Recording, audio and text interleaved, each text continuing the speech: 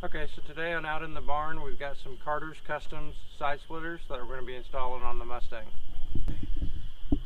So we're going to be installing the Carter's Customs side splitters on, but we've actually got the SVO side skirts on there, so we're going to have to do a little bit of modification to the splitters he gave us. So the splitters we've got are actually for a Fox body.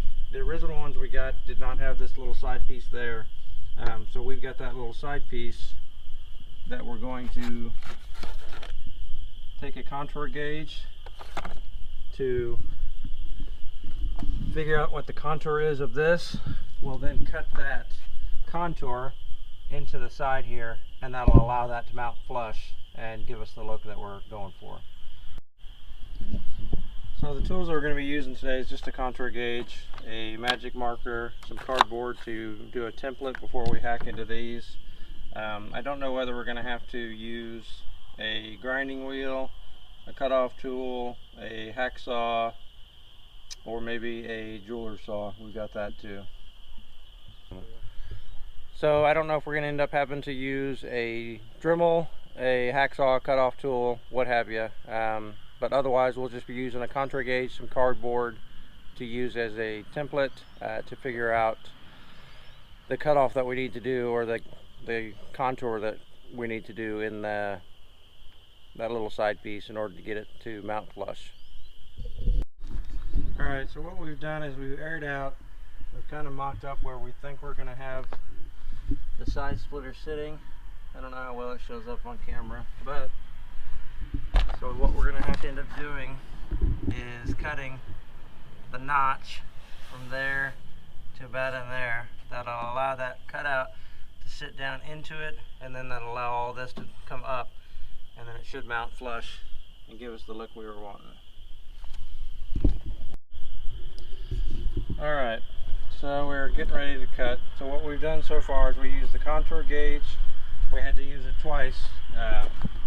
Once to get the contour this direction, and then since it wasn't long enough to cover the entire side, we did another one the other direction and figured out what that contour was.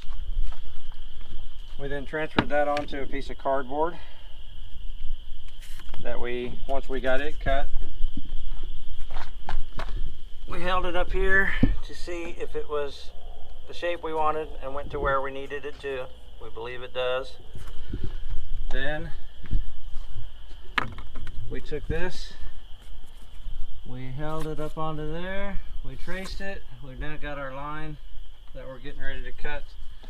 We've gone about 3 or 4 times. We decided we're going to end up using a Dremel, battery powered Dremel, to cut it, and hopefully that fits. We'll probably have to do some fine tuning once we get it cut, but now is the moment of truth, do or die.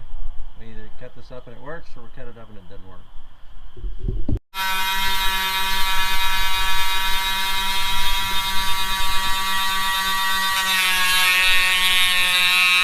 Hold on.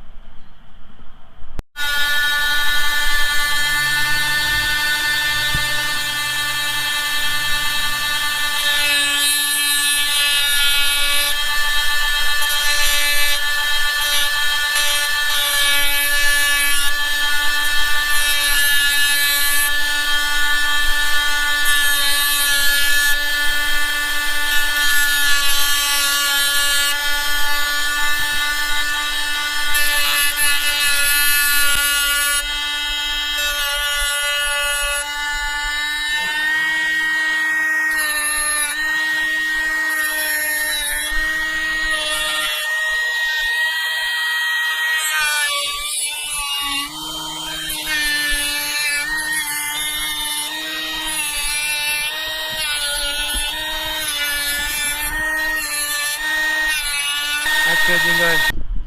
Alright, so we got the first cut done. See, as we set it up there, we're hitting, I don't know if you can see that or not, we're hitting right in there. So what we're going to do is take a hand file, and then we'll hand file that down to get the test fit better. So then all we're going to do is take a file, and then we'll file this out and do that last fit all by hand instead of with the Dremel. So we'll just file this out, fit it, file it, fit it, and then see how we do. Alright, so here's the finished product.